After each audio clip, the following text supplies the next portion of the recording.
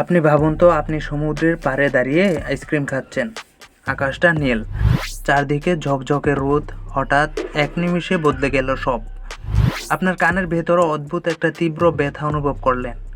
আপনার চারপাশের মানুষগুলো কথা বলছে, কিন্তু কেউ কিছু শুনতে পাচ্ছে না।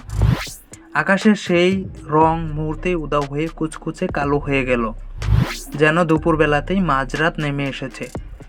আপনার কি মনে হতে পারে, আরে 5 সেকেন্ডই তো, আমি তো 1 মিনিট দম আটকে রাখতে পারি। ভুল, এখানে দম আটকানোটা বড় সমস্যা নয়। সমস্যা হলো আমাদের বায়ুমণ্ডল। আমাদের কানের ভেতরে থাকা বায়ুচাপ থেকে অক্সিজেন চলে যাওয়ার সাথে সাথে সেটা 21% কমে যাবে।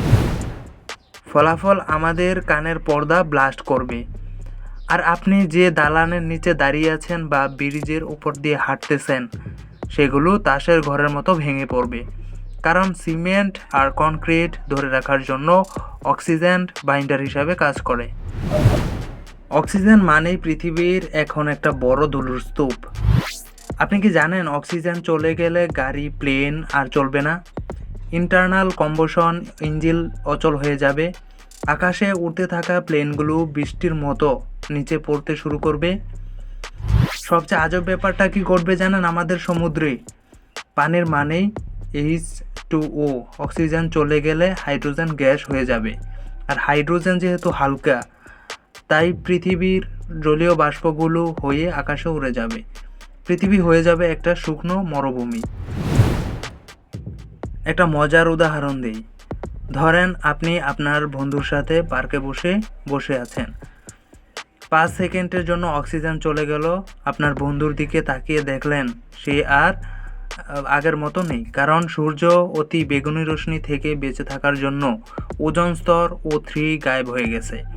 ফলে মুহূর্তের মধ্যে আপনার বন্ধুর এবং আপনার চামড়া রোস্ট করে চিকেনের মতো হয়ে পুরো লাল হয়ে যাবে।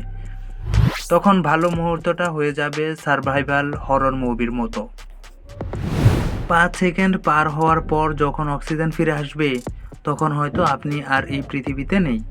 আপনার পায়ের নিচের মাটি অর্থাৎ পৃথিবীর ক্রাস্টের 45% অক্সিজেন দিয়ে তৈরি, যেটা না থাকলে সরাসরি মাটির নিচে ফ্রি ফল করতে থাকবে।